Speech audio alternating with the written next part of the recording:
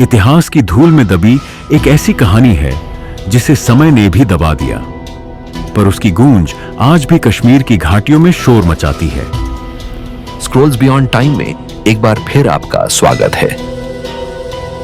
8वीं शताब्दी में हिमालय की गोद में एक सम्राट उभरा, ललितादित्य मुक्तापीड़, जिसकी शक्तियों और रहस्यों ने युगों को हिला दिया।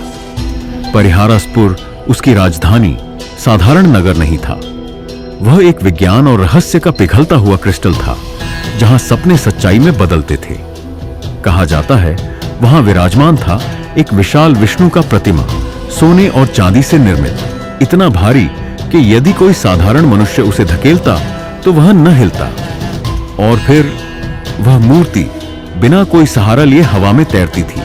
कुछ पुरातन कथाएं कहती हैं कि परिहारासपुर के मंदिरों में अदृश्य यंत्र, संकेतित ऊर्जा स्रोत और भौतिक को पराजित करने वाली तकनीकें इस्तेमाल की गई थीं, तकनीकें जो आज के आधुनिक यंत्रों को भी शर्मा दें। कहा जाता है कि उस युग के इंजीनियरों ने कुंडलित धातु तरंगे और पृथ्वी की चुंबकीय पट्टियों का प्रयोग ऐसा किया जिससे भारी धातु को हवा में स्थिर रखा जा सकता था, एक सिद्धांत जो आज वैज्ञानिक भी समझने की कोशिश कर रहे हैं। और फिर था उसका महान मार्तंड सूर्य मंदिर, एक वास्तु जो प्रकाश और समय को जोड़ता था।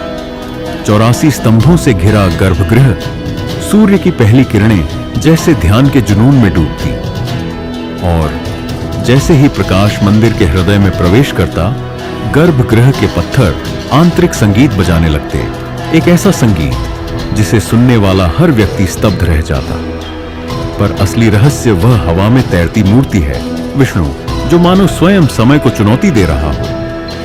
क्या यह केवल आस्था थी या कोई भूल चुका विज्ञान जिसे हम फिर से खोजने की हिम्मत नहीं जुटा पाए?